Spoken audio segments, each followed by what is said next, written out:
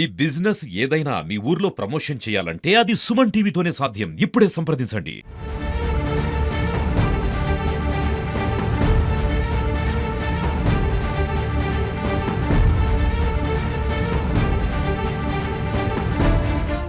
నంద్యాల జిల్లా పేరుసోముల గ్రామంలో ఇంటి కింద దేవాలయం అయితే బయటపడింది. దాన్ని సందర్శించేందుకు సంజమల ఇన్ఛార్జ్ ఎంఆర్ఓ అలాగే పురావస్తు శాఖ అధికారులు కూడా వచ్చారు ఇదే గ్రామానికి. మనం ప్రస్తుతం వాళ్ళు ఉన్నారు, వాళ్ళు అడిగి తెలుసుకుందాం. ఇంతకీ ఈ గుడి ఎప్పటి నుండి ఉండేది అనేది తెలుసుకుని ప్రయత్నం చేద్దాం.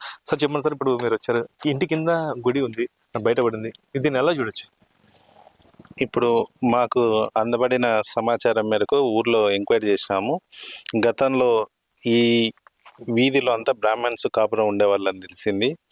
అదేవిధంగా అప్పట్లో 1980లో అక్కడ 80 ఆ వయసులో ఉండేవాళ్ళం కానీ మన పూర్వీకులు కానీ అక్కడ అడిగినాము. అడిగితే సార్ అక్కడ గుడి ఉండిందనేది మాకు తెలుసు సార్, కాకపోతే చూడలేదని చెప్పినారు. ఈరోజు మనకి ఇది బయటపడింది. ఓకే, పురావస్తు శాఖ అధికారులు కూడా ఉన్నారు. సార్ ఇప్పుడు గుడి చూసారు మీరు, అదే ఇది ఎన్ని ఏళ్ళ కిందట గుడి అనుకుంటున్నారు, భావిస్తున్నారు? గత 2 రోజులుగా సామాజిక మాధ్యమాల్లో వెళ్ళినటువంటి సంజమల మండలం పేరుసోముల గ్రామంలోని ఈ శివాలయాన్ని ఈరోజు సందర్శించడం జరిగింది. రాష్ట్ర పురావస్తు మరియు ప్రదర్శనశాల శాఖ సహాయ సంచాలకులైనటువంటి రజిత మేడం గారి ఆదేశం మేరకు నేను ఈరోజు ఎంఆర్ఓ గారు అనిల్ కుమార్ గారితో కలిసి ఇక్కడ సందర్శించడం జరిగింది.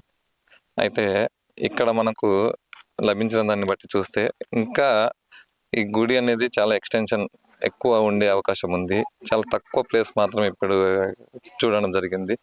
దీన్ని అంతా కూడా క్లియర్గా పరిశీలించిన తర్వాతనే మనము ఏది దాని స్ట్రక్చర్స్, దాని శైలి, దాన్ని బట్టి చూసి పలానా కాలం చెందినట్టు నిర్ధారించవచ్చు. అయితే ప్రాథమిక సమాచారాన్ని ఇప్పుడు సేకరించడం జరిగింది. తదుపరి అవసరం అనుకుంటే డీటెయిల్డ్గా, ఎందుకంటే ఇక్కడ అంతా కూడా నివాస డ్వెల్లింగ్ హౌసెస్ ఉన్నాయి, నివాస స్థలాలు ఉన్నాయి, వీళ్ళందరూ కన్సెంట్ తీసుకోవాల్సి ఉంటుంది. అందుకే ఇంకా ఎంతవరకు ఉందో తెలియదు.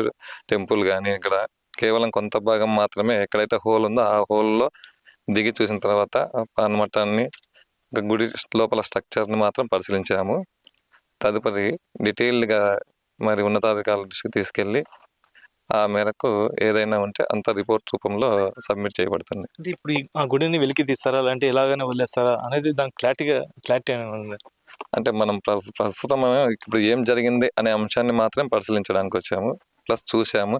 ఇది ప్రాచీన కాలము, దీన్ని కాపాడుకోవాల్సిన అవసరం ఉంది అన్నప్పుడు మనము డీటెయిల్డ్గా దానికి సంబంధించి ఏదైతే అవసరం ఉంటుందో అంతవరకు కూడా పరిశీలన చేసి దాని సమాచారం బయటకు వచ్చిన తర్వాత ఆ మేరకు చర్యలు తీసుకోవడం సార్. అంటే గతంలో ఇక్కడ కింద గుడి ఉందని చెప్పేసి చుట్టుపక్కల గ్రామాల ప్రజలు కొందరికైతే తెలుసు అని చెప్తున్నారు. అంటే గుడి పైన నిర్మాణం ఎలా చేసింటారు అనుకుంటున్నారు?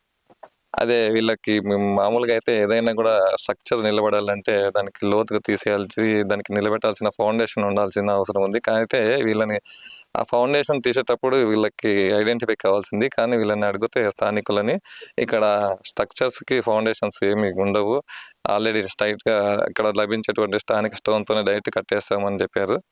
ఆ విధంగా వీళ్ళు లోపల టెంపుల్ ఉండి అది ఎక్కడైనా కూడా ఇంతకుముందు ప్రాచీన కాలంలో నది పక్కల కానీ వాగు పక్కల కానీ ఉన్నప్పుడు అది ఆల్రెడీ తగ్గు ప్రదేశంలో ఉన్నప్పుడు కాలక్రమంలో అది కూడిపోయి ఉండవచ్చు. దానిపైన వీళ్ళకి అవగాహన లేక దానిపైన స్ట్రక్చర్ నిర్మించవచ్చు. స్ట్రక్చర్ ఆల్రెడీ నిర్మించినారు కాబట్టి లోపల ఏం జరిగింది అనేది ఎవరికి తెలియదు. ఇప్పుడు రీసెంట్గా ఇది బయటకు వచ్చింది కాబట్టి అంశం బయటకు వచ్చింది. ఇదండి, ఏదైతే పురాతన ఆలయం అయితే కింద ఉందో అది కేవలం కొద్ది భాగమే బయటపడింది. దీన్ని విస్తీర్ణం చాలా పెద్దగా ఉంటుంది. చుట్టుపక్కల నివాసాలు ఉన్నాయి కాబట్టి అందరి అభిప్రాయాల మేరకు ప్రాచీన కాలం నాటి దేవాలయాన్ని వెలికి తీయాలిగా కూడా మేము కృషి చేస్తాం. అయితే ఇది కేవలం ప్రాథమిక విచారణ తప్ప తదుపరి విచారణ పై అధికారులు వాళ్ళు నిర్ణయిస్తారని చెప్పేసి అధికారులు చెప్తాం. ఇది ఇక్కడ పరిస్థితి. Camera person Vikas, Kiran, Suman TV, Nandyal జిల్లా.